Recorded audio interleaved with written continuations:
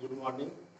आज हम लोग ज्योग्राफी फर्स्ट चैप्टर के अंतर्गत नेक्स्ट टॉपिक हम लोग आज पढ़ेंगे रिसोर्स प्लानिंग। रिसोर्स प्लानिंग के अंतर्गत हम लोग अध्ययन करेंगे आज संसाधन नियोजन के बारे में। इसके पहले आप लोग जो है resource and types of resource in सब का अध्ययन कर चुके हैं। तो आज हम लोग वीडियो शुरू करते हैं नेक्स्ट इसके आगे। आप देखेंगे हमारा पहला पॉइंट जो पड़ा हुआ है रिसोर्स प्लानिंग पड़ा हुआ है फर्स्ट चैप्टर में। संसाधन नियोजन मतलब जो रिसोर्सेज अवेलेबल हैं उनकी प्लानिंग करना क्यों आवश्यक है। नियोजन करना इसलिए आवश्यक है क्योंकि संसाधनों का आधुनिक मानव जो है वह संसाधनों का अविवेक पूर्ण ढंग से इतना अधिक दोहन कर लिया है कि इससे अनेक पर्यावरणीय समस्याएं उत्पन्न हुई हैं। इसके साथ साथ कुछ ऐसे संसाधन हैं जो अनवीकरणीय हैं, आप इसको पढ़ चुके हैं पहले, नॉन रिन्यूएबल हैं, वो भविष्य में खत्म होने के कगार पर है। इस तरह से संसाधनों की प्लानिंग करना बहुत ही आवश्यक है। तो संसाधनों के अविवेकपूर्ण दोहन के कारण ही संसाधन का नियोजन यानी कि रिसोर्स की प्लानिंग करना आवश्यक है। अब जैसे भारत के संदर्भ में देखें, अगर इंडिया के संदर्भ में देखें तो भारत में आप देखेंगे बहुत से ऐसे स्टेट्स हैं जहां पर संसाधनों की जो उपलब्धता है उसमें अंतर है। जैसे आप झारखंड, उड़ीसा, छत्तीसगढ़, इन सब राज्यों में देखेंगे तो खनिज संसाधनों की बहुलता है। इसी के साथ साथ अगर हम अरुणाचल प्रदेश जैसे राज्यों में, नॉर्थ ईस्ट के अरुणाचल प्रदेश स्टेट में देखें तो वहां पर वाटर रिसोर्सेज की अधिकता है। इसी तरह राजस्थान एरियाज में देखें तो वहां पर हमको विंड एनर्जी, सोलर एनर्जी की अधिकता है। लेकिन अन्य जो रिसोर्सेज हैं उनकी क्या है, कमी है। जैसे राजस्थान एरियाज में देखेंगे आप तो विंड और सोलर एनर्जी तो अधिक है लेकिन वाटर रिसोर्सेज की कमी है। इस तरह से कहने का अभिप्राय है हमारे पूरे कंट्री में जो संसाधन है उनकी उपलब्धता एक जैसी नहीं है। तो उपलब्धता एक जैसी नहीं है, इसके लिए हमको कहीं पे संसाधनों की प्रचुरता है कुछ संसाधनों की, तो कुछ संसाधनों की कमी है। इसके लिए हमको रिसोर्सेज की प्लानिंग करना, संसाधन का नियोजन करना अति आवश्यक है।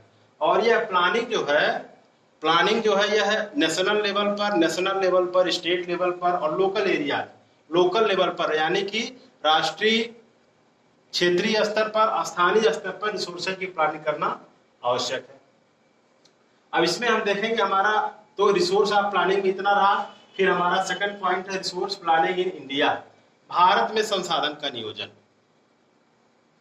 अब इंडिया में संसाधन का नियोजन कैसे जाए। जो हमारे यहाँ हमारे कंट्री में जितने भी रिसोर्सेज हैं, चाहे वह मिनरल्स हों या फॉसिल फ्यूल्स हों या वाटर रिसोर्सेज हों, इन सभी का कैसे प्लानिंग किया जाए, इनको मतलब इनका नियोजन किस तरह से किया जाए कि इनका हम लंबे समय तक उपयोग करते रहें।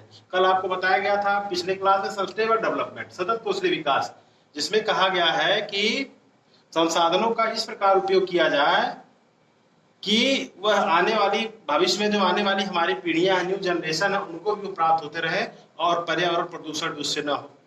तो इसके लिए संसाधनों की प्लानिंग करना अति आवश्यक है। तो इंडिया में जितने भी रिसोर्सेज हैं उनकी प्लानिंग इन 3 टॉपिक दिए हुए हैं इसके अंतर्गत कि कैसे कैसे किया जाए। तो पहला है identification and inventory of resources across the regions of country. This involves surveying and mapping. कहने का अभिप्राय इसमें है कि जो भारत में संसाधन नियोजन के संदर्भ में अगर आप देखें, इसमें है कि हमारे देश के जो विभिन्न प्रदेश हैं, विभिन्न राज्य हैं इंडिया के, इन सभी विभिन्न प्रदेशों में सबसे पहले हमको संसाधनों की पहचान करनी चाहिए। पहचान करके उनकी एक लिस्ट बनानी चाहिए। Identification and inventory of resources across the regions of country. जब हम लिस्ट बना लें, this involves surveying and mapping, और ये सब करने के लिए हमको जो है लोकल लेवल पर जो है सर्वे करना चाहिए और उनका मानचित्रण यानी कि मैपिंग करना चाहिए। ये पहला हो गया रिसोर्स प्लानिंग के लिए इंडिया में। सेकेंड पॉइंट है रिसोर्स प्लानिंग के लिए, involving a planning structure involve with appropriate technology, skill and institutional setup for implementing resource development plans.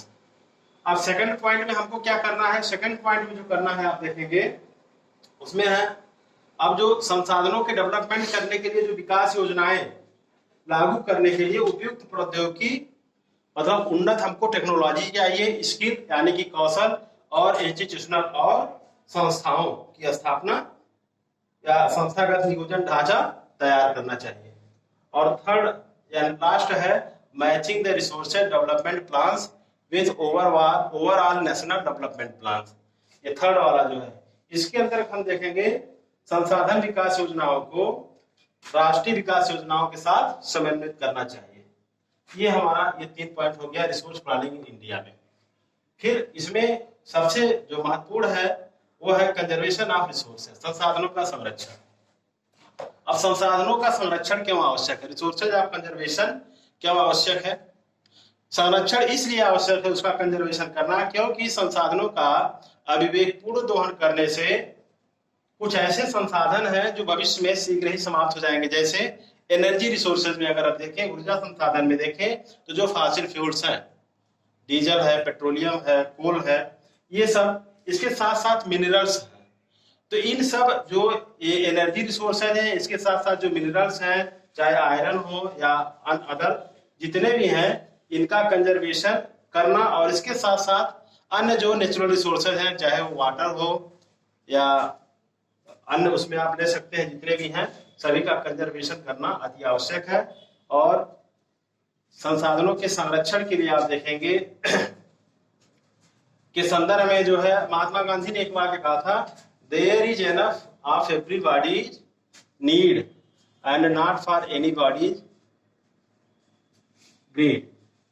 तो गांधी जी ने इसमें जो अपना वक्तव्य दिया था संसाधन संरक्षण के बारे में, उन्होंने कहा था कि हमारे पास there is enough of everybody need, मतलब हमारे पास जो है आवश्यकता पूर्ति के लिए बहुत कुछ है, आवश्यकता पूर्ति के everybody need and not for anybody's greed, लेकिन किसी के लालच की संतुष्टि के लिए नहीं। ये गांधी जी का स्टेटमेंट था।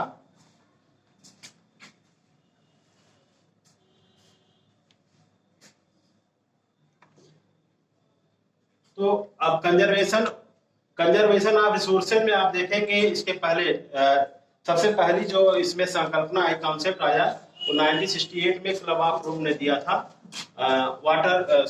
कंजर्वेशन ऑफ रिसोर्सेज के लिए। क्लब ऑफ रोम ने 1967 में संसाधनों के संरक्षण से संबंधित अपनी संकल्पना दी थी।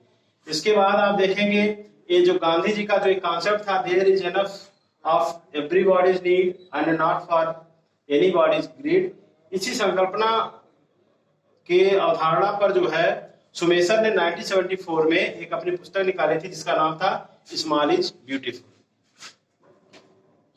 अब फिर आगे चल करके 1987 में एक ब्रुंडरलैंड कमीशन रिपोर्ट आई, ब्रुंडरलैंड आयोग की रिपोर्ट आई 1987 में, जिसने जो है संसाधनों के संरक्षण के लिए वर्ल्ड लेवल पर संसाधनों के संरक्षण के लिए सस्टेनेबल डेवलपमेंट कॉन्सेप्ट लाया, सतत पोषणी विकास की संकल्पना आई। और इस ब्रुंडरलैंड कमीशन ने एक पुस्तक आवर कॉमन फ्यूचर, हमारा साझा भविष्य, एक पुस्तक भी प्रकाशित की, किसको लेकर के, रिसोर्सेज ऑफ कंजर्वेशन, संसाधनों के संरक्षण को लेकर के। इसके पहले वाले क्लास में आप देखेंगे सस्टेनेबल डेवलपमेंट के बारे में हम लोग पढ़ चुके हैं। तो सस्टेनेबल डेवलपमेंट का जो कॉन्सेप्ट रहा 1987 में ब्रुंडरलैंड कमीशन ने ही लाया। तो ये टॉपिक हो गए जिसमें से हमारा जो है कंजर्वेशन ऑफ रिसोर्सेज सबसे इंपॉर्टेंट है। इस पर आप सभी लोग एक शॉर्ट नोट्स बनाएंगे। इसके बाद फिर हम लोग नेक्स्ट वीडियो में अध्ययन करेंगे, उसमें हमारा नेक्स्ट टॉपिक होगा लैंड रिसोर्सेज, भू संसाधन। लैंड रिसोर्सेज के बारे में अध्ययन करेंगे और लैंड रिसोर्सेज में हम लोग सॉइल्स, टाइप्स ऑफ सॉइल्स, ये इंडिया के संदर्भ में हम लोग इसका अध्ययन करेंगे।